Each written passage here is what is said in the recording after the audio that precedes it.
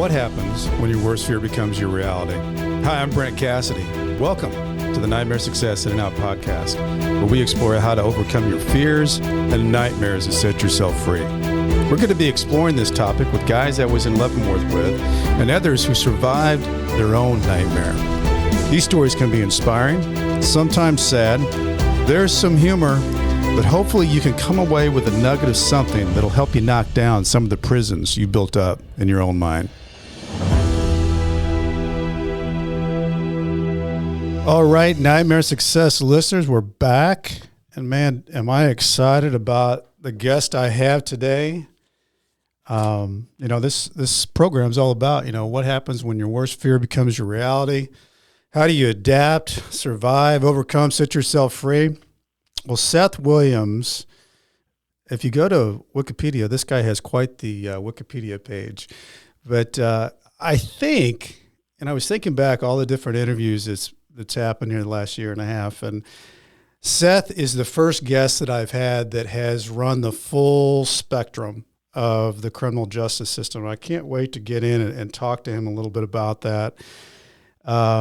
He was a graduate of Georgetown Law School. He made a name for himself with a stellar career in the Philadelphia District Attorney's Office. He became the first black elected district attorney in Philly, served 2 terms, was running for a third. And he really became a darling of the party of discussion of bigger state offices and national offices. And then a nightmare began, and he had an investigation. It was all around undisclosed gifts, and it just became a nasty mess. But Seth is one of the few people that I've had on here because 97% of us, when we get indicted, we plea out. And Seth went to trial, and on the 8th day, they came to a plea agreement was reached, and he ended up getting a 5-year federal prison sentence. Seth is doing incredible things now, using his experience, his intellect to help others in the whole reentry process of returning home. And I can't wait to talk to him about that too. Before we get into that, I want to recognize our sponsor for the show, Auto Plaza Direct. Who likes spending a couple of weekends walking lots, looking for a car? Then you spend like 4 or 5 hours in the dealership to buy a car. It's kind of like a trip to the dentist.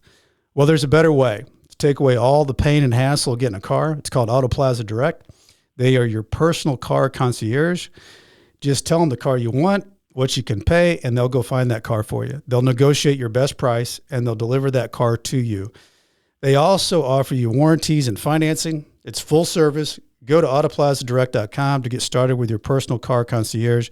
The new hassle-free way, the car buying experience you deserve, Auto Plaza Direct. Tell them Brent from Nightmare Success sent you. Seth Williams, welcome in, my man. How are you doing today? Doing very well. So, Seth, you have an incredible story, and I want to give a shout out to Jeff Grant because he was on the show here 2 or 3 episodes ago, and we were talking back and forth. And he obviously Jeff knows a lot of people with what he does in his world, and he said, "Man, you got to, if you can, get a hold of Seth." And he gave me your contact, and so we connected, and here we are. So, yeah. And so again, it's great that you mentioned, Jeff Grant, in that, yes, I participate, and I used to participate every week, but I still frequently participate in his Monday evening White Collar Zoom meeting, group, White Collar Support Group for men and women from all across the country that have had their own nightmare come to reality. Yes. But it's a way for us to help each other. Yeah. Exactly. And so, hopefully we'll get into that. But yes, Jeff has been a tremendous resource to a lot of us to talk about and to deal with, because for the most part, those of us that have been prosecuted, specifically white collar, what we refer to as white collar crimes, don't have a network of people to talk to. Yeah. Feel like you're on an island. Yeah. So when I prosecuted, I was an assistant district attorney for 10 and a half years. Yeah. I also was a criminal defense attorney. I was an Army JAG officer where I prosecuted and defended people. But frequently the people that I prosecuted or the people that I defended had made a conscious decision to get into whatever the criminal endeavor they were in, but they knew people that also made that decision. Yes. Or they were working with other people, right or wrong, right? No judgment necessarily, but they had friends that told them what to expect if something goes bad and you do end up in state prison or federal prison or county. So they kind of knew what to expect, and there was a network of people that if they did go to prison, right, when you watch the mafia movies, they go to prison, they know how to take care of the person's family yes. while they're gone. Yeah. Right. Well, it's the exact opposite for white collar criminals. Yes. And that people that, depended upon you or used you or, when you become under investigation or you get convicted, all of those people give you the Heisman. Yes. Right? They don't want to be anywhere near you. Right.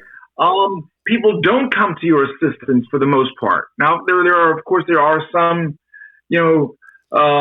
people that stand out that are true friends maybe, but for the most part, people that you might have considered your associates, colleagues, all hide. So one of the great things about the white collar, the progressive prison ministry and the support group is just to have people to talk to, because I think what's fundamental to the title of your show, right? And to your listeners. Yeah. What I found when I lost everything, and I know we'll get into that, but I lost my reputation, I lost my law license, I lost my pension, yeah. I lost my house, I lost my military career, it's a lot to lose. Time with loved ones. I lost all of those things. But it was in losing all of those things that I really learned much more than I ever had been exposed to. I learned a sense of resiliency. But again, what I believe is a great part of your podcast and what is a great reason to have it,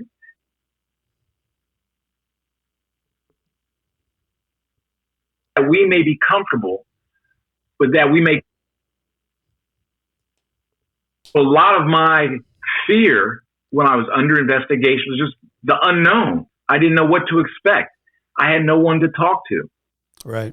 And so being able to talk to other people or share my own personal experience, hopefully there'll be someone that will listen and find some sense of solace, hope, of possible resources to turn to, so that they can thrive.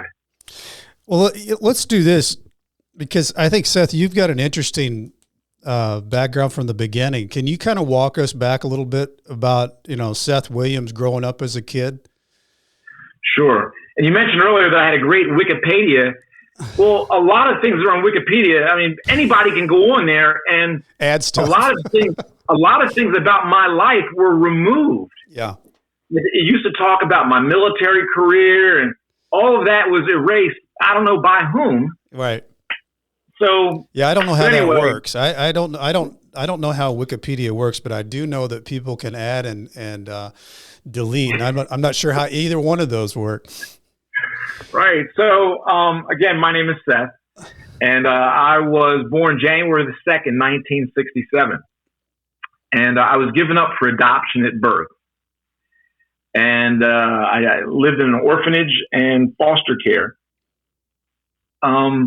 But God had a great plan for me, and I was adopted by a wonderful family who lived in Philadelphia. My father's name was Rufus O. Williams, and he was a school teacher. Every night he took a nap. He made sure I did my homework. We had dinner together. Then he went to his second job every evening from 6 p.m. to 10 p.m., where he worked at a recreation center in our neighborhood. Wow. Coaching basketball, playing table tennis with kids, playing chess, teaching them how to play checkers, showing movies on Monday nights. And every summer, he was the director of a day camp here in Philadelphia. So his entire life was dedicated to improving the quality of life for kids and their families and providing opportunity. That's awesome. And I learned much later, I would tell people that despite being the district attorney, I know that my father did much more than I'll ever do to prevent crime. But my father was the son of an AME minister, and my father didn't drink, he didn't smoke, he didn't curse. He was a student at Penn State when World War II, when the Japanese bombed Pearl Harbor, and he enlisted the next day. And after graduating from Penn State and earning his master's also in education there, he then moved to Houston, Texas to help a friend start the art department at a college that was known as the Texas Southern College for Negroes. It's now Texas Southern University. Yeah. So I said my father, yeah, and he said he had a 1948 Hudson convertible that was green with red leather interior, and caught the attention of a young lady who was a freshman. And so she was 18 and he was 28. I told you my father didn't drink, smoke, or curse, but he found himself a little Creole girl from Galveston, Texas that did all three of those things well and often. All right. Opposites attract, right? Yeah, opposites attract. And so my mother was Catholic and my father converted to Catholicism when they got married. They moved back to his hometown of Philadelphia. And I told you my father was a school teacher. He worked at a rec center and he ran a day camp in the summers. My mother was the executive secretary to the commanding officer at the Philadelphia Naval Shipyard. Wow. Okay. And she was all of 5 foot tall. But she would tell you that there was a different commanding officer at the Navy Yard every 3 years. Right? Every 3 years, a new captain or admiral would be named the commanding officer. But she said, through it all, she was in charge. Of course she was. Taught me a lot, which taught me a lot about how to deal with support staff and people that actually make things happen and to treat everyone with respect. So I was given up for adoption at birth, and my parents, I was their only child. I was their only extravagance. So they saved their money and put me in the best schools that they could. I attended a private Quaker school in Philadelphia, right? So I told you I was the son of a man who converted from being an AME to Catholic. So I went to Catholic church every Sunday, but I went to Quaker school where about 70% of my classmates were Jewish. Wow. So I was exposed to a lot and learned how to appreciate our differences and find similarities between people and to respect. You learned a lot with that. Did you learn, Seth, early on that you were adopted, or how does that work with somebody who's adopted? It's a great question. So my mother was Creole, so her parents were the result of what in the South then was referred to as the miscegenation of the French slave owners and their property. Mm-hmm. So they're very light-skinned African Americans are referred to as Creole, and they spoke the language Creole, which is like a broken French.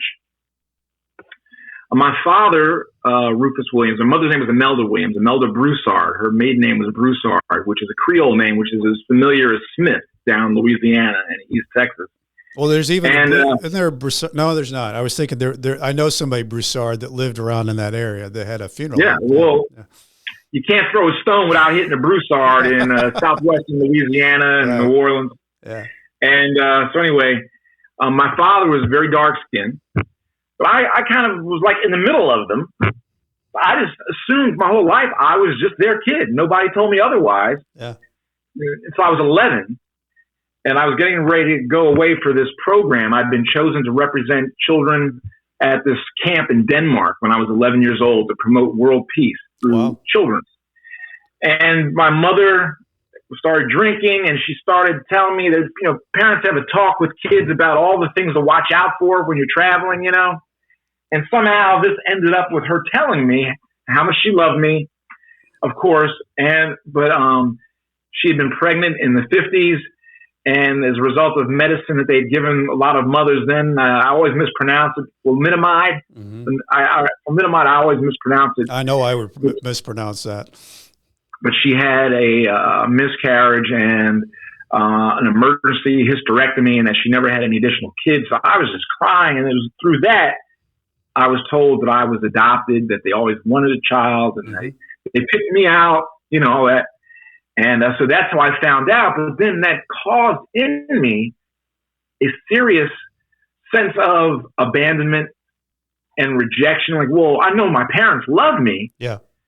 But why didn't the other people want me? Right. What is it about me that they didn't want? Mm-hmm. So I began an entire irrational narrative in my own mind.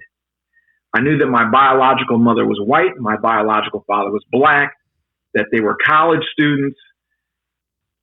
I knew what my name was, what city I was from, but that's it. Mm. And so from that, I created a narrative that therapists, psychologists, psychiatrists will say, as people often do. And it was completely false, but it was to defend and protect myself but it caused in me as I grew, to have a sense of abandonment and rejection, which is interesting because, Seth, you were a real achiever too. I mean, I guess some of that could be when you have that feeling that you must, maybe the outshoot of that is that you think you've got to go out and prove yourself and be something. Prove yourself so people will keep you. Yeah. People won't get you back. Because I noticed when you went to Penn State, you were a very active in the student government. I think you were president of that body, and those aren't just normal things that everybody does when they go to college, especially the size of somewhere like Penn State. Yeah. So, what I tell people is that I've always found myself in positions of leadership. From fifth grade class president, student council president in eighth grade. Quarterback of the football team in high school, point guard in basketball. Yeah. I guess I have almost like a sheepdog mentality, right? But I tell people it wasn't as a result of a Napoleonic desire to conquer. It's just that every night, almost at dinner, one way or the other, my father would impress upon me that unless you're willing to be a part of the solution, you forfeit your right to complain. I love that. Right. And so you've got to be a part of making things happen and solving things. And he was living that. My father, when he got to Penn State in 1940, he was one of just 12 black students. Mm-hmm. They were all black men. They were all varsity athletes. But because of the color of their skin, they couldn't live on campus. Mm-hmm. How incredible is that? Unreal. Right. So after World War II, when he fought in the segregated army, that he hated, the way they were disrespected. Sure.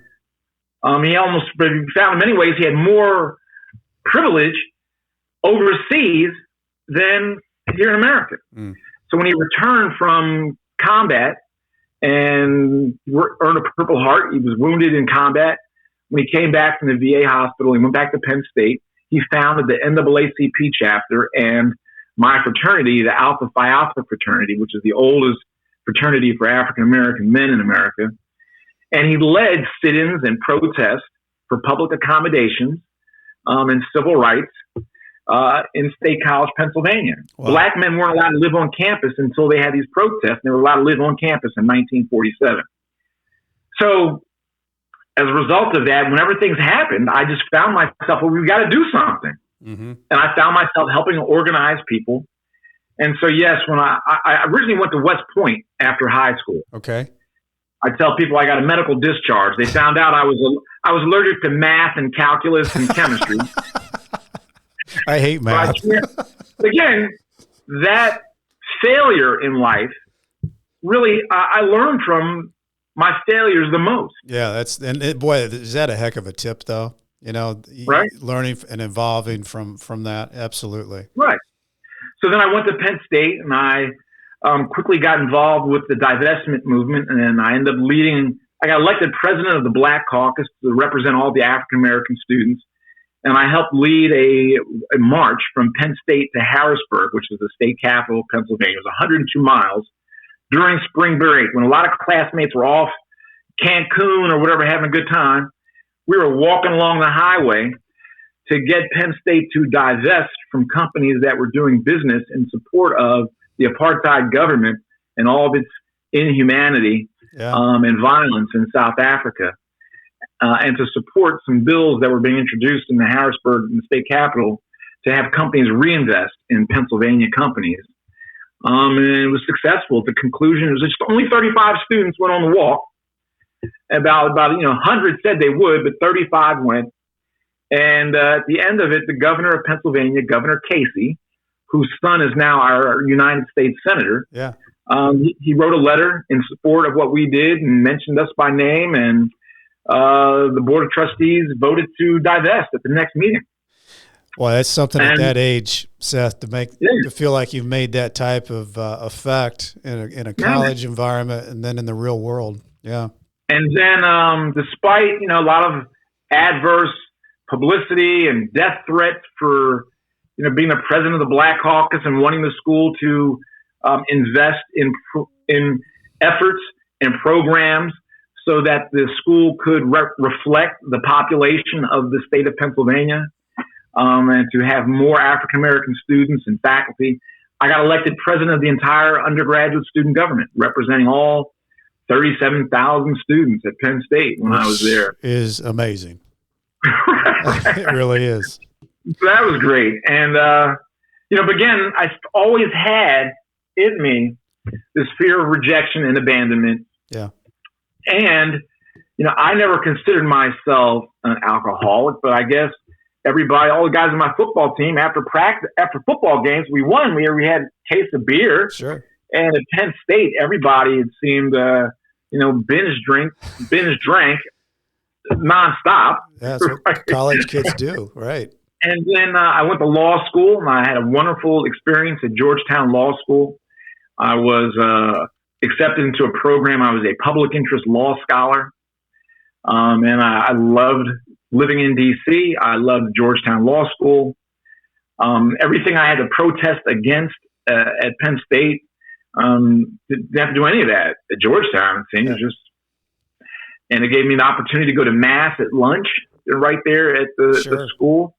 So I really enjoyed that experience, but I wasn't sure what I wanted to do when I grew up. And I had a law professor, and he said, God rest his soul, he said, Seth, I was in a criminal justice clinic, so I was representing people that were indigent and accused of crime. He said, Seth, as a young black man, you should go back to Philadelphia and be a public defender because you understand the criminal mind. I was like, huh? And it was like Archie Bunker giving Lionel Jefferson. Exactly. What a backhanded compliment. Weird. Yeah. But he meant well. Yeah.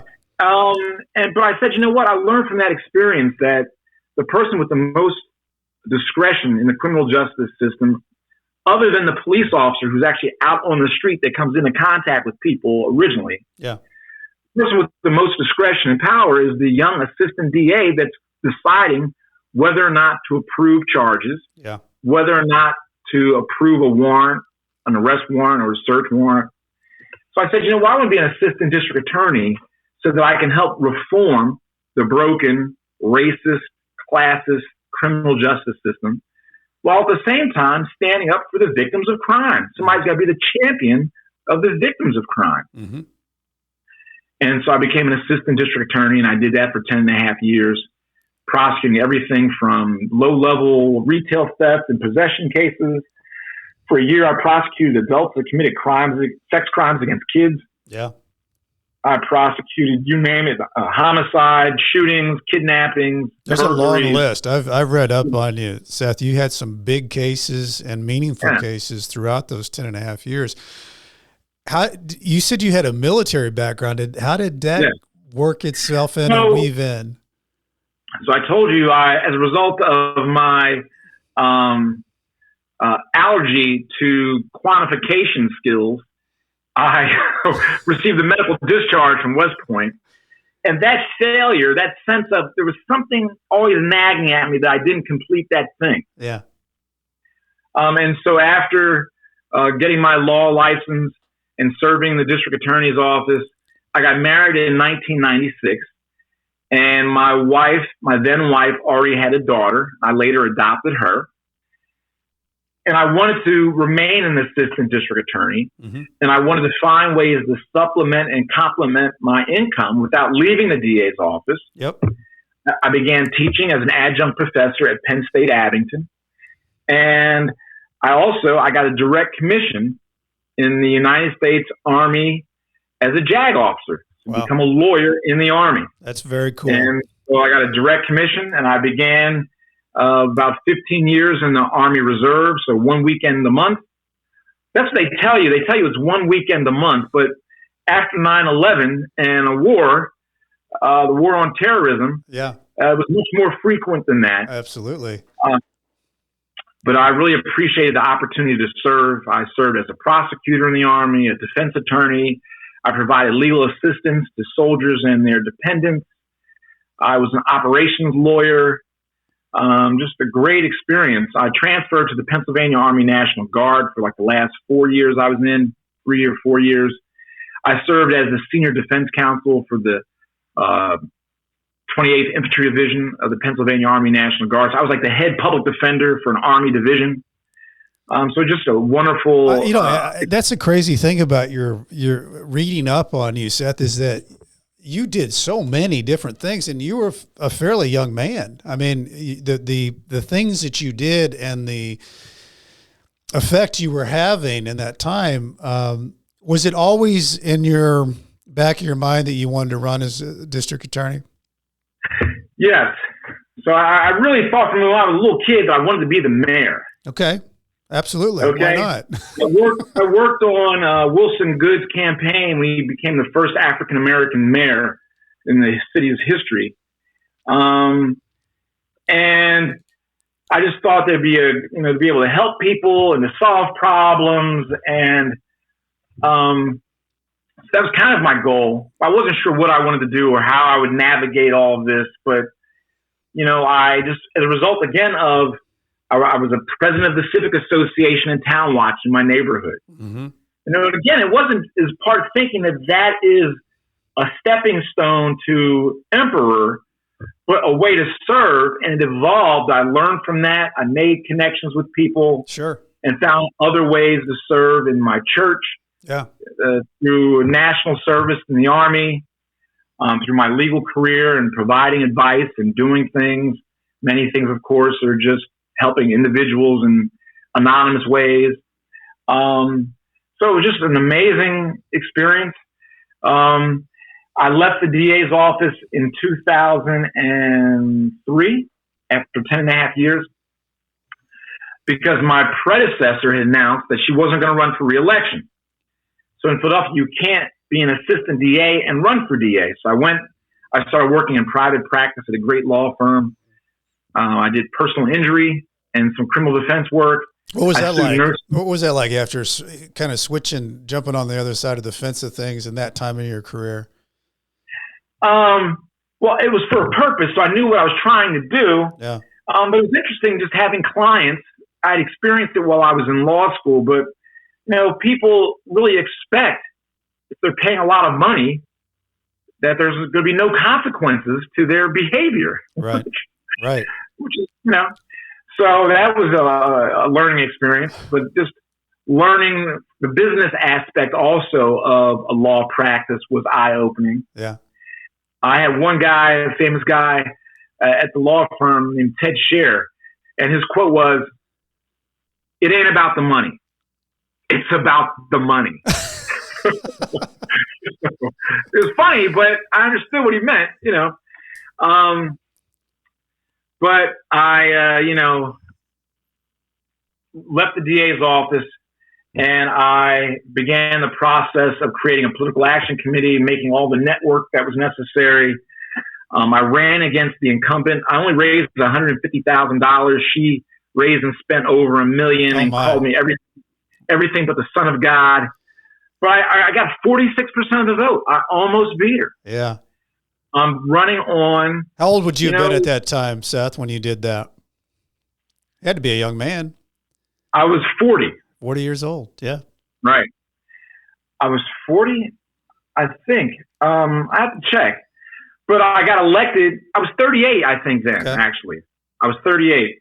but I won when I was 42. So when I ran again 4 years later, she didn't run. It was a very crowded field in the primary of 5 candidates, and I won. And then I won in November with 75% of the vote, and I became the first African-American district attorney in the history, not only of the city of Philadelphia, but the Commonwealth of Pennsylvania. What do you think about that? What was going through your mind winning 75% of the vote in an election like that where... I want to know who were the other 25%. What were they thinking? What were they thinking? And so I began, it's an office of 600 employees, an annual budget exceeding $55 million. And so, I tell people I think I was prepared strategically sure. and operationally to be the DA.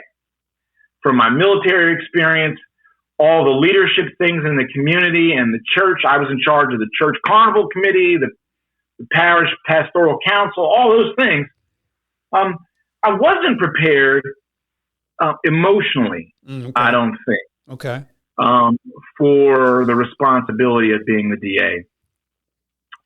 And by that, I mean, I'm a person maybe as a result of the adoption, and I'm a people pleaser. Yeah. And I don't want to upset people. So it's good to have a number 2, your first assistant or someone in the chain of command that is that right. harsh no person. But, so that coupled with as a political candidate where you have to be a part of a partisan elective process, mm-hmm. you have to raise money.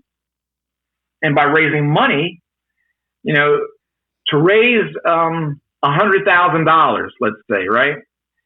You can either talk to 1,000 people that give you $100, or you can call just a couple people that can give you a lot of money. Yeah. So you start spending more time. I had to spend every Monday, half of every Monday, just raising money, having fundraisers, and then raising money. I just can't call you one day and say, hey, can you give me $2,500? I have to call you on your birthday in February. I've got to see how, you invite me to your house. I got to go to your kid's bar mitzvah or bat mitzvah or baptism or whatever. So I began really thinking a lot of these people were my friends. Sure. Or maybe they weren't. Maybe they were. Maybe they had ulterior motive. Yeah, you get in a position like that, you don't know for sure. I mean, you don't know. Right. And with my predisposition to wanting friends and wanting approval, it was not the best combination at the time. And I didn't, despite what I thought I was doing for my own mindfulness, and it wasn't enough. And you couple that with the stress of being a politician in a city that is known for its just dirty, cutthroat politics. Yeah. Having a staff of 600 people who at the time, since I had left in 2003 and came back in 2010, many of the employees were my former colleagues. Sure. Who, good or bad, had issues. And then you take into it the responsibility of deciding which cases we're going to ask for the death penalty. Mm-hmm.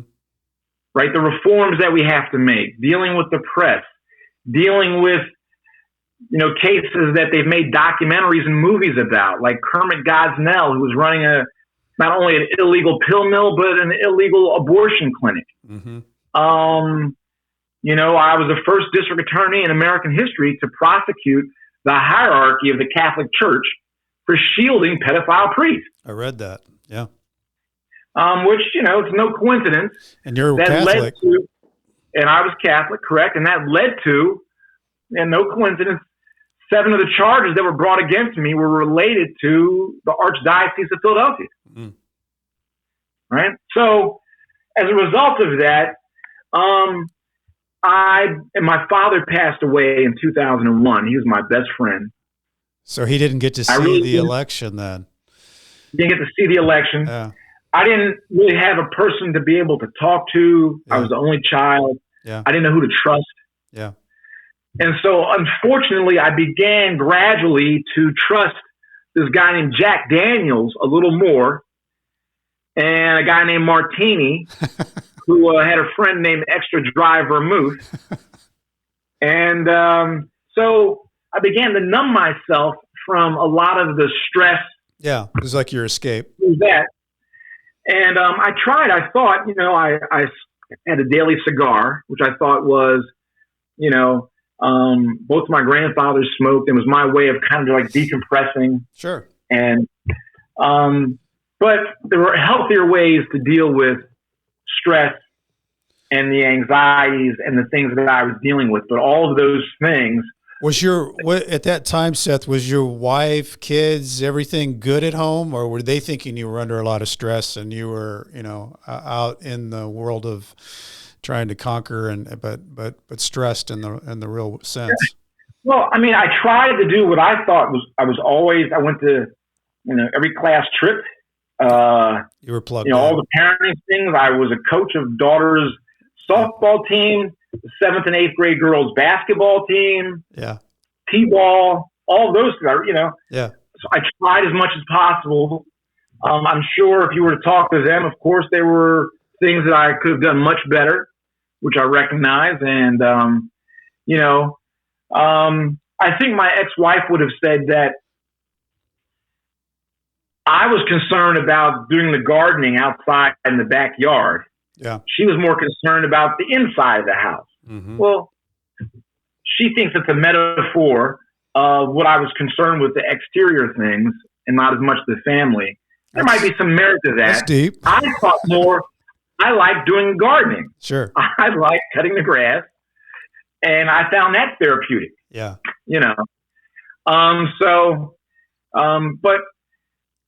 So as being the DA, I started to deal with that stress and began making many enemies, prosecuting people, getting into conflict with the attorney general over a significant issue, prosecuting the church. The Archbishop of Philadelphia, Chaput, and I were in a public battle. Mm-hmm. And he even told my pastor not to give me communion. Wow. And not for a theological reason, but just, out of his own personal issue. And so all of that began to skyrocket. And when you combine the enemies that I had made with the unforced errors of, I got divorced, I was trying to maintain my lifestyle of keeping the house that my children and I lived in, keeping them in private school, the same private school that I went to, right? Either as a result of Catholic guilt or narcissism. I wanted to have my kids go to the same school I went to. Sure, I get it. Live in a great house, do all the things that my parents sacrificed for me. Yeah. And so I was living beyond my means, but like just paycheck to paycheck. Yeah. And I had, as a result of my position and life, I had a lot of friends that were extremely wealthy, mm-hmm. who would say, "Hey, Seth, take your kids down to my house down the shore." Mm-hmm. Or, "Hey, we're going to San Diego to our house for the week. You want to go?" I'm like, "I can't afford that." "Oh, we got points in the black card. Yeah. They're going to expire in October and they're going to go poof. So come on with us. You're going to stay at our house." Like, yeah. Okay. So I should have reported all of those gifts. And as a result of my own hubris, arrogance, laziness, neglect, all of those things, I didn't. And let me ask you something, Seth, because I think a lot of people because it's something you find in the news quite a bit too. I don't think people are really familiar with how that works. If I give you gifts and you report those gifts, disclose those gifts, then does it matter how many gifts you get? Well, every jurisdiction and locale is different. Okay. But in Philadelphia, no, there's unlimited gifts I could have received. You just had to disclose it. But I just had to disclose them. Yeah. So that then the public, for transparency, can make a decision. right. If Spectre, remember Spectre? That was the group that the organized crime group that James Bond was always after, yeah, right? Okay. Goldfinger and all those guys. Yeah. If Spectre was giving District Attorney Williams a lot of money, $100,000, it's kind of a big deal. It'd be helpful for the public to know, sure, that the drug cartel or Spectre or Brent Cassidy is giving Seth Williams money. Yeah. So that the public can then make the decision, or it's okay, or whatever the reason is. And so then I went and I negotiated with the city. How did it come up though, Seth? I mean, how does something like that come up? How does the office or the government entity know that you haven't disclosed? Is it a secret investigation? Did you know an investigation was going on? Like, how did the nightmare start? I had been the inspector general, so I knew what was necessary, and so I should have reported all my gifts. But every year I would put just no gifts, because I thought, I would thought in my mind incorrectly. Mm-hmm. So I'm not denying that. Right. If the defense attorney that had cases before me was giving gifts to the DA, I said that should have been something I should have reported. Right. But that never happened. Right. So I thought the gift from my daughter's classmate of going to their house down the shore, mm-hmm.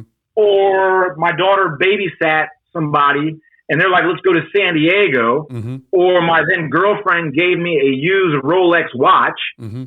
or whatever. Everything had to be disclosed, regardless. Right, anything more than $50 yeah. from other than a sibling, a parent, or a spouse or a child needed to be reported. So I should have done that. But there was no quid pro quo. Nobody got anything from me. Yeah. But, that was a dispute between me and the federal government. But the dispute was as a result of people that were enemies of mine, people sure. that had a beef, either employees that were disciplined, the Catholic Church, mm-hmm. a predecessor. Yeah. I had all these enemies. Sure. And I had to fire an employee for something that she did. And so then, of course, she has to go and try to spin something to the Attorney General, the FBI. One employee, we had to discipline him because he had sexually assaulted. There was an allegation of sexual assault. And we disciplined him.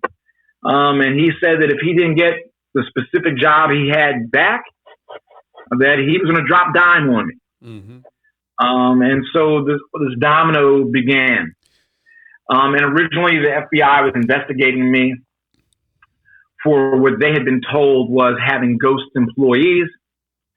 They quickly found that was not true. But there was a great book that we spoke about called 3 Felonies a Day. Yeah. What's the author's name? Oh man. Silvergraff or something like that. I'll put that in the show notes too, because it's a good book. Right. But the lesson is that if the federal authorities want to prosecute anyone, mm-hmm. They have the resources and the ability to take something before a grand jury where you might not have had any criminal intent, no mens rea for crime, but something did happen. Yeah. And they can get almost anyone indicted because you don't have a defense before a grand jury. Which most people, you and I talked about this, Seth, the other day. Most people don't know that. When you hear a grand jury, correct. You assume that both sides are represented. Correct. And so, I was indicted for about 7 charges for driving my city vehicle for personal use, mm-hmm. which I knew as the inspector general, it's different. I wasn't like a water department employee that took a water truck to go take the kids to the mall. Yeah. I had a vehicle, a Chevy Tahoe, that was outfitted with lights and sirens. And I had 24-hour police protection, and 2 officers went with me everywhere I went. Well, there was a big story about us having spent so much money on overtime for the security detail. And I just for the sake of sheer speed, if my daughters at the last minute remembered they left their lacrosse stick at school, instead of me having to call and have the security guys come get me and take me, I would just take the vehicle myself, because they had some sirens and I could get on the radio and call if there was a problem. I thought I was solving, I was being a good fiduciary, a good financial steward. Right. And then they were able to tell the grand jury that I should have used security, or times I shouldn't have used security. And I got indicted for that under wire fraud because my secretary emailed my schedule to my staff. Oh, wow. That was your wire. Actually, that ended up being your charge, wasn't it? Wire fraud? Well, those were some of the charges, but I ended up, as you mentioned, I went on trial. Yeah.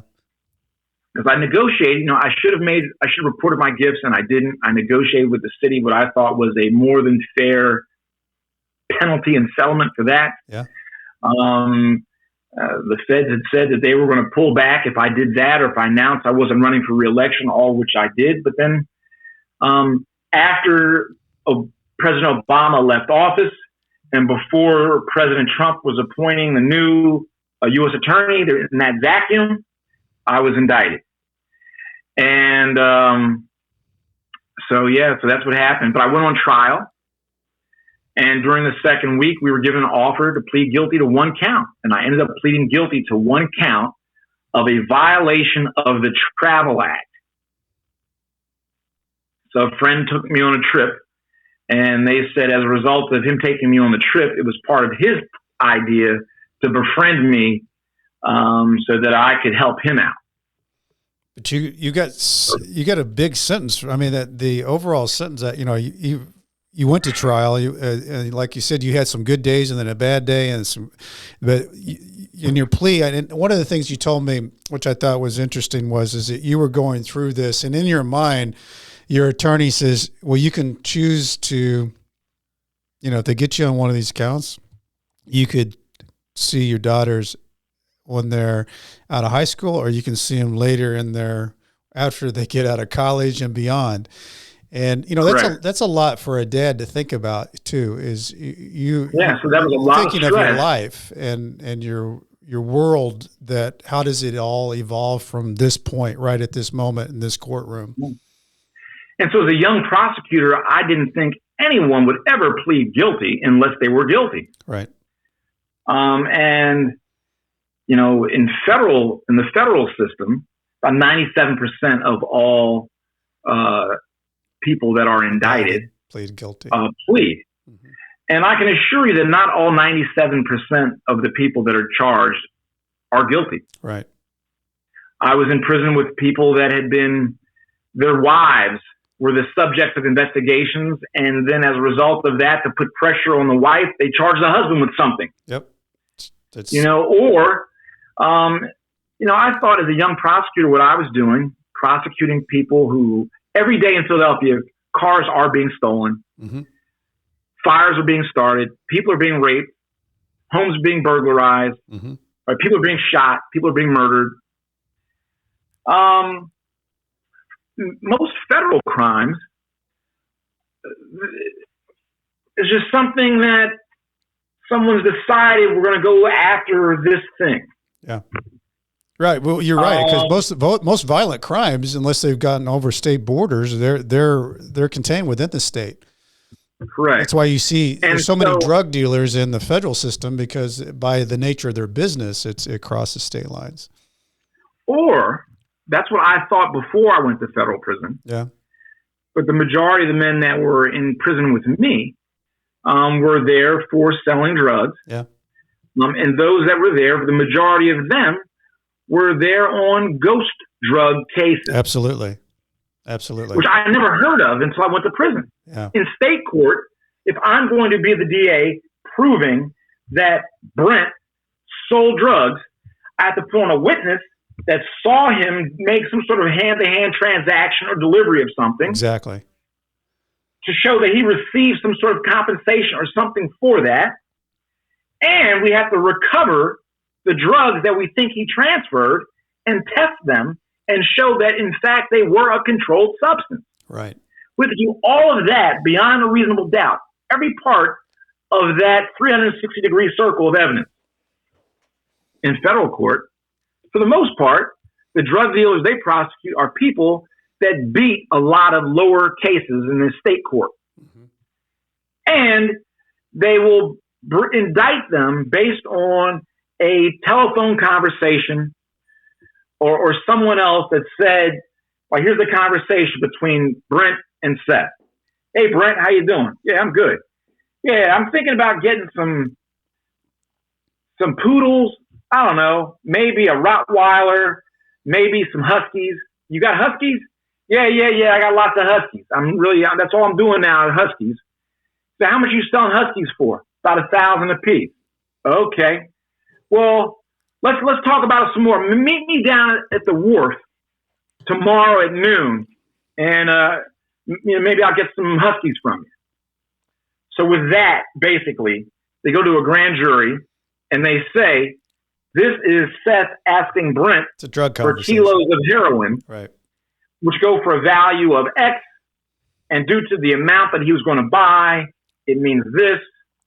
And then they get the grand jury with the expert testimony of this person from the DEA to indict me for the sale of narcotics, even though no narcotics were ever recovered.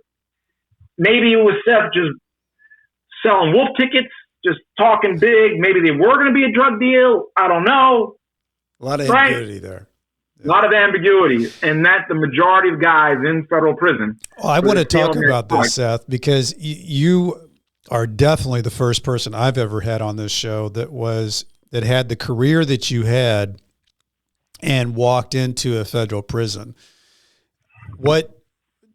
Can you walk us through that? How was what was that? What was going through your mind? Well, I didn't have time to prepare for it because on the evening of June the 28th, I decided at the result of my attorney's advocacy that I should accept this offer. Mm-hmm. I told my daughters that night. I told the girlfriend. I told the ex-wife. And I had been told that I'd be able to remain on bail. Sure. You would think that would be the case. I'm sure how long did you have while this case was going on, the investigation up to the point where you're thinking, I'm going to plea? A couple of years. Yeah, exactly. Right? And I got indicted in March, and this is now June. I'm not a flight risk, right? Hadn't gone anywhere. And I thought that I'd have the whole summer to get my affairs in order, as we say. Yeah. Sell the house, box up my belongings, take my daughters to therapy, mm-hmm. have time just to hang out with them before I went away. Yeah. I went to court. I entered the plea. Much to my surprise, the judge decided to revoke my bail immediately. And I was handcuffed in court,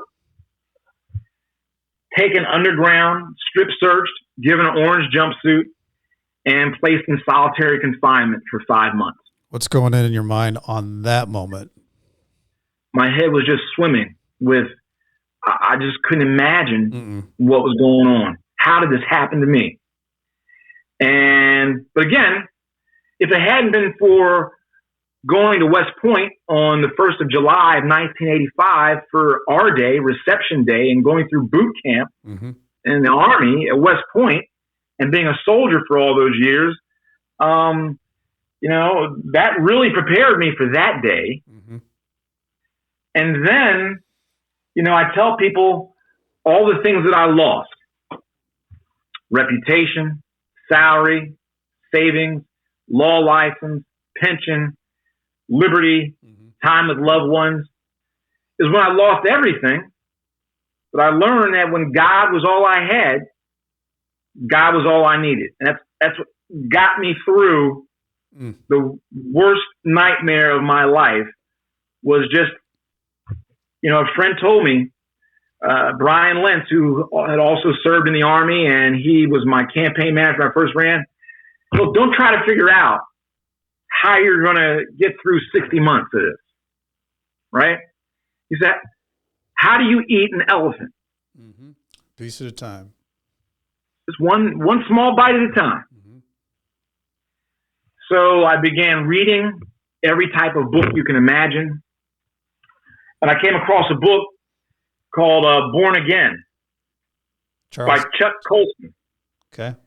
So he had served as a special advisor and counsel to President Richard Milhous Nixon. And as a result of his own investigation, he got indicted and he found himself in federal prison. And there's a great passage that I always think about. I think it's on page 306. Hold on. Yep. And when I read this, because my friend Brian Lentz sent this to me while I was in solitary, mm-hmm. And despite, my differences with the disagreement I had on my culpability or mens rea with the charges the feds brought against me, yeah. The words that Chuck Colson said were so true. He said, I was in prison because I had to be there. An essential step, a price I had to pay to complete the shedding of my old life and to be free to live the new. That's deep. He was preparing me, chastening me for the future perhaps. But for what purpose now? So when I read that, I get chills thinking about that. I never would have chosen to be there in prison. It was not a part of my life plan. I planned everything. Yes. I thought I was making a plan, but we make plans and God laughs. And I was where God wanted me to be. A guy in solitary one day told me that he didn't commit suicide because of me. Wow. I didn't know him. I was 1 hour a day. I got what's called rec, mm-hmm. where they would take me to my own SPCA cyclone fence gated,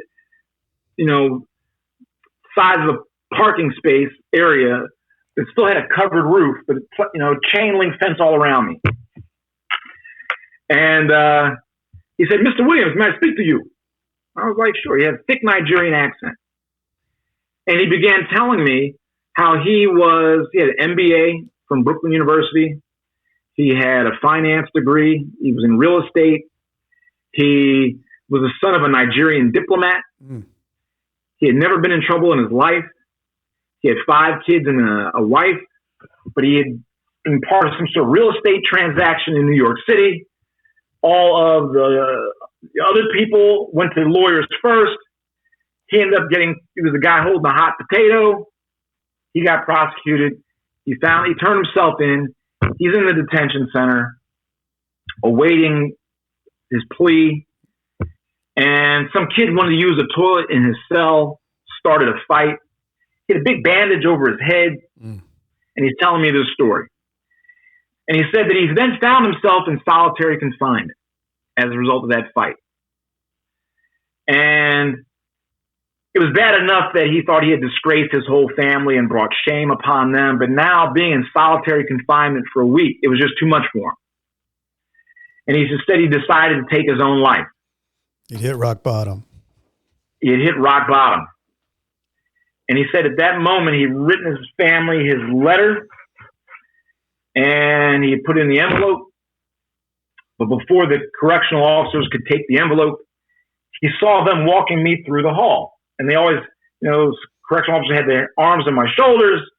I'm handcuffed behind my back, walking through the hall like I'm Lex Luthor or Hannibal Lecter. Right, you murdered several people, right? Right. And he said, that is Mr. Williams. He has lost much more than I shall ever have. Yet he is still standing. If he can survive, so shall I. I was like, wait a minute. You got an orange jumpsuit just like you. Yeah. I said, I don't know what you're talking about. He said, no, because you help other people. You haven't given up hope. You are respectful. You're humble.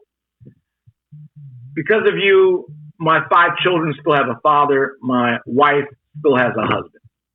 It had to affect you in a powerful way of him saying that. Then I began to see my life in a different perspective. It wasn't through the lens. Everybody was telling me to read the book of Job in the Bible. Job lost everything. Mm-hmm. But, the punchline of Job is, don't worry about why things happen to you. Always give honor and glory to God. It's his show, not yours. Mm-hmm. He's doing what he needs for his purpose. Okay. But then as a result of Bright Agato, his name literally means light of God. Okay? As a result of him telling me all this, I began to see myself through the perspective of a different character in the Old Testament named Joseph in Genesis, who was the favorite child of his father. His brothers were jealous. They tried to throw him in a pit. Then they sold him off to slavery. Remember, Joseph had a real pretty coat. Right? His brothers were jealous of him. They thought he was the favorite son. He got sold into slavery. He became the best slave. And Potiphar's wife said, hey, you're sexy. You're 17, basically. I want you. He's like, no, I can't do that. That'd be an abomination against your husband, who put me in charge of everything here, and an abomination against God. So then she claimed that he raped her. So he was falsely accused and went to prison, became the best inmate. Mm-hmm. And then eventually Pharaoh pulled him out of the prison and made him the number 2 guy in all of Egypt. And he came up with the process of rotating the crops. And, Egypt became an economic superpower in the Middle East, the world as they knew it. And the punchline of that story in Genesis 50:20 is that what others intended for my harm, God has used for good and the saving of many lives. So I began saying, you know what? I don't know what the purpose of all this is, but all these things I've gone through have led up to this and have prepared me for this. Yeah. And I became a G. I remember I told you at the beginning. Well, yeah, because I wanted to jump into that whole thing with how what was your, because you 5 months in that solitary confinement is a lot of time. I was with a guy I was really close to at Leavenworth, Rick Gregg, who did 16 months in a county jail. What was the strategy in your mind going into prison? How did you live in that unknown world, after going through 5 months of solitary, finally getting to your destination, Seth? Where were you as far as your thinking and how you were going to live your life in there? Everything is based on just trying to get through today. Yep. And preparing yourself for when you get home. Yep. And a lot of guys don't do that. A lot of guys just live for today, and that's why they get so scared about returning home. Right. And I thought, well, what can I do to use my gifts now to help people? How can I reimagine myself today and as I move forward? And to be open to learn from everyone. Right. But how did I get through daily? A lot of it is by making lists. I recorded everything. I write down everything. Every book I read, every letter I wrote, everybody that wrote me a letter, I numbered it. I kept track of things. I had to try to do things to keep my mind engaged. Yep. I would create, those word search games you have for kids when you're I would make those. I would make all types of things. I would make tic-tac-toe games and send them to my kids. Here's my ex, and they'd send that. I learned how to play the saxophone. I learned how to play the piano. I became the beginner instructor of both of those in Morgantown. I went to every Catholic Mass, every Catholic catechism, Protestant worship service, Protestant Bible study, you name it. I was just trying to soak it all up. I taught GED. 19 of my students earned their GED. How did that make you feel in prison, getting these guys into a GED world of success? I always talk about the greatest recidivism reduction program is an education. Yep. I had talked about my father doing more to prevent crime than me. Yep. I found myself actually doing it and living it. Yeah. And that's something. And so it was just as bizarre as it sounds, it was a very rewarding experience. I taught classical poetry. I taught workforce development. And I taught spin class also. You know, you ride the bicycle. Yeah. I taught spin class. And I started lifting weights every morning with really young kids. Yeah. And so it was just a way of survival, just trying to adapt. Well, that's something you and I talked about, Seth, that I think is you know, you named off all the different things that you lost. And, you know, hitting that rock bottom point where, you know, you have to decide whether I'm going to live or I'm going to die, basically. Right. And you have that also moment where you say, my world has become a bunk bed, a locker, and a plastic chair. And from that moment, you know, like you and I were talking, that's somewhat liberating because you find in that moment, I can't believe I got here. I can't believe I'm here, but I can survive it. I can adapt to it. And there's something about that moment that fills you up with something that you didn't know you had, or you hadn't reached that deep to know that you needed it, but it is something.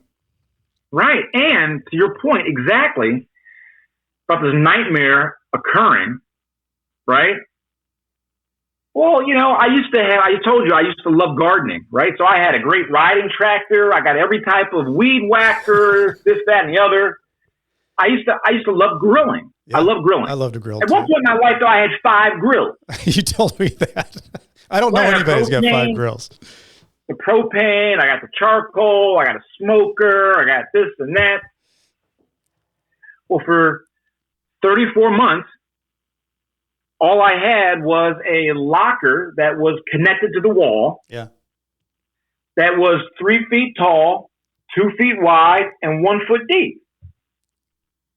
And everything I needed was in there. Was right there. Yeah.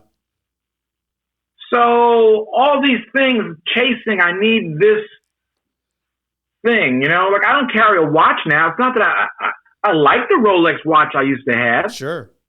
It had meaning because it was, you know, similar to the one that my father had. So it had meaning to me, but just looking on the phone tells me the time. Yeah, I'd hate to be in the watch business now with everybody carrying around a phone that tells them what time it is. Yeah. So, you know, all of these things that I thought I had to have, I didn't need them. Yeah. And I was, you know, a false world I created about stuff that I needed and stuff that the why. Well, let me ask you this, Seth, because you did all these things while you were in there. You were helping people. You were seeing accomplishments. It was filling you up. Right. As you're getting closer to the door to freedom, and you went through a program, the same 9-month program I went through that was, you know, it was a real program that called RDAP that you have to adhere to, and it's you live in a certain place and you do certain things, and thinking about getting out, what were you thinking as far as here's Seth Williams before, accomplished, did all these list of things. I've gone into prison. I've kind of reestablished myself and my strength of being able to help people and do things. What were you thinking about when you were getting out? What was your thought process of how is life going to project me out of here?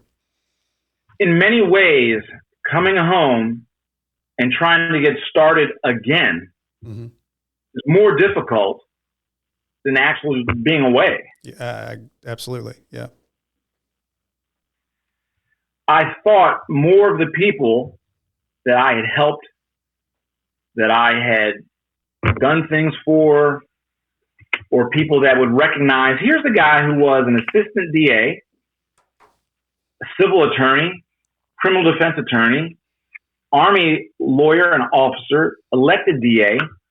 I would think more people would come seeking me for my perspective and advice on crime prevention, public safety. Yeah. That wasn't the case.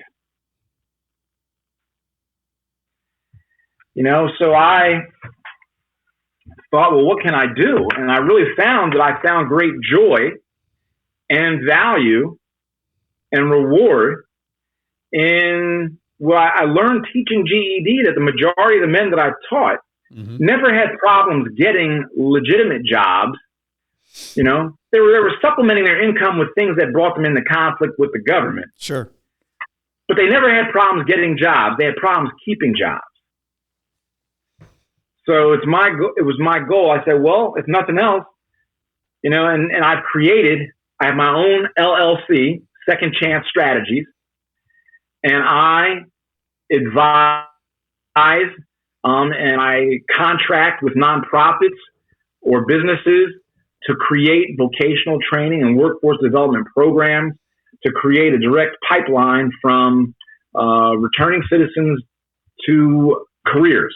I love it. I told you the other day, I think it is so powerful for so many reasons, Seth, because I'm lucky to be in this chair and get to interview people like you week after week. And when I hear of something where somebody has gone through what you've gone through and you realize that they didn't take your brain, they didn't take your drive, and whatever that grit is that made you who you were as a kid and through college and get through what you got through, to then give that journey into your overall experience and help people, man, that's got to feel good.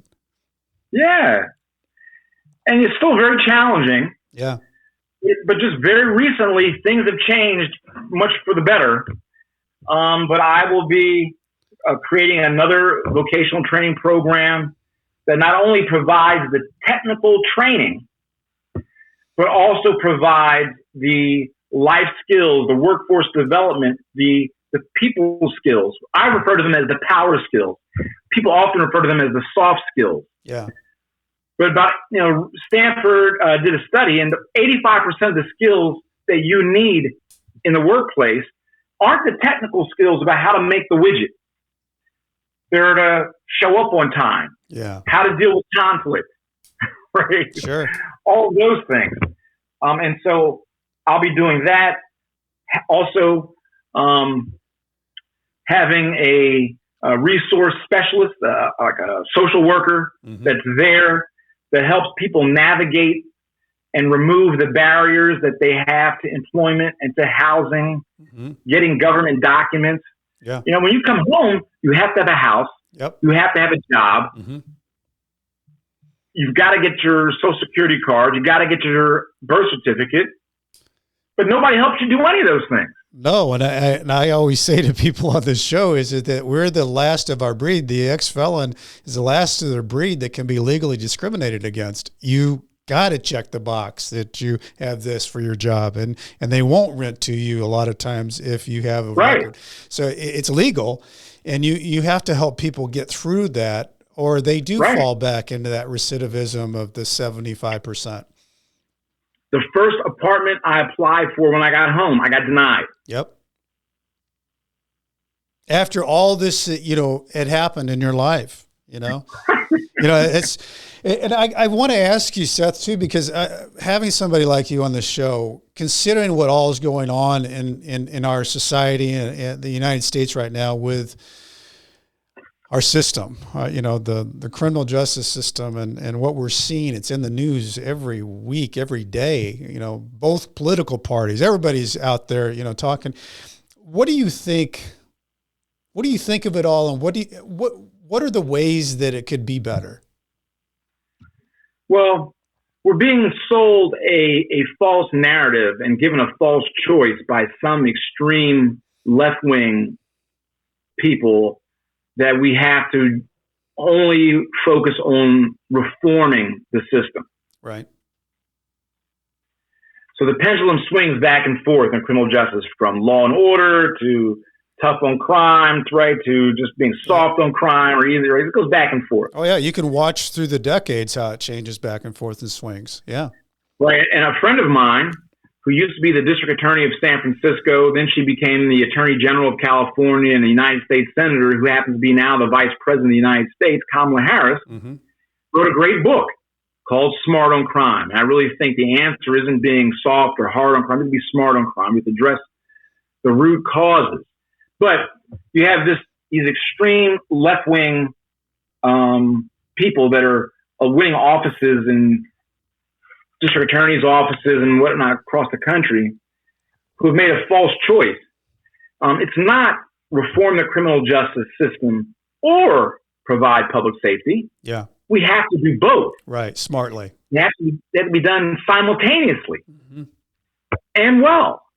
The public wants to be safe. We want fewer people to shoot each other. Right. Right. But some of these, like in Philadelphia, the DA got rid of all these programs that I had created. Right. But he thinks that they were overly, the prisons there's a disproportionate number of people in prison for shooting people in Philadelphia that are black and brown men. That's the reality. It's very sad. The truth is also that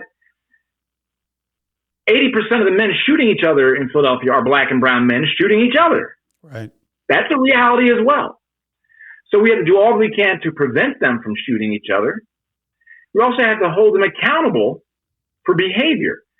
And again, it's not the severity of punishment that changes behavior. It's the certainty of accountability. Oh, I like that. Yeah. Yeah. Accountability and it's one of the things too that I think is important is that people coming out of prison are not prison creatures. They should not all be taken in one gigantic barrel and treated exactly the same. There's some people that are desperately trying for a second chance to make things work for themselves, and they hopefully can find their way through and have, you need support. When you get out, you need people, you need mentors like you're talking about, Seth, that can help you to the next step. There's people that will apply themselves if given that opportunity. And hopefully that's something that happens as we get along here is that as society learns a little bit more about what's going on in this world, all these people that go and experience the criminal justice system, there's quite a few of them that got some talents out here that can be helpful to society as a whole and at least be given the opportunity to do that. Yeah. Seth, let me ask you something. I ask everybody this, but for you, I think, it's just an interesting thing to look at just from everything that's happened in your life. What do you think is your greatest takeaway from your journey that you've been through? That, all things happen for the good of God, and that it's all because of Him and for Him and through Him, and that I just have a role to play for Him, and it's not about what I think is best. So that was my greatest takeaway. It was just an incredible spiritual journey. And, so that was a major part. I also learned that people that I otherwise would not have met or would not have thought to, I thought I was brought up in a great way and I could learn from everybody, but being in prison really forced me that some of the wisest men, they had no education. Yeah. And I've learned so much from them. And you found more people are respectful in prison. Yeah. It's built on respect. It's a society of respect. Well, the society based on a hierarchy. Yeah. Respect. From where you sit when you're watching TV to getting in line for lunch to everything is about, this hierarchy and respect. And I learned a lot from that. I also learned that you don't know what you can survive until you're forced to survive the worst. Yeah, so true. And so just from a pure resilience, somewhat liberating, right? Yeah. The girlfriend will say to me, is it too hot in here? Let me turn the air conditioner on. Whatever. What makes you happy? I'm fine. I mean, I almost don't have a warning in me anymore when something's too hot or too cold or I'm uncomfortable. I'm just good. It is what it is. I'm just good. I'll deal with it. Yeah, much better than prison. Seth Williams, man, I so much appreciate you coming on today. If anybody out there got something out of this, man, share this show. Share this show. Share it to everybody you know. It helps grow the show. If you've got time, I know it's a hassle, but boy, if you could go to Spotify, go to Apple, leave a review. It's pretty simple. You don't have to say much, but it puts the show on steroids. Go to BrentCassidy.com if you want to leave me a message or just check out what's going on with me, and leave me a message there. I'll go back and forth with you on anything you want to talk about. If you're looking for a book, I wrote one, Nightmare Success. Check it out on Amazon, Barnes & Noble. They're even selling it in Walmart. As I used to say to my people when I was typing emails back and forth in Leavenworth, stay strong, and I'll do the same. Seth Williams, thanks so much for being here today. Appreciate the story. Thank you very much. I'll gladly come back on whenever you want. And Brent, if any of your listeners want to get in touch with me, they can email me. Absolutely. For hope and for, just an ear, if that's what they need, at Seth@secondchancestrategies.net. And I will put that in the show notes because people reach out to Seth. He's got a story and he can help anything that's going on. If you're stuck, this is the man you might want to talk to. Nightmare Success. And I promise I'm going to read your book. I appreciate that, Seth. Yes, sir. Always good to have another reader on my book. All right, folks. Nightmare Success, send it out. Talk to you all later. Bye.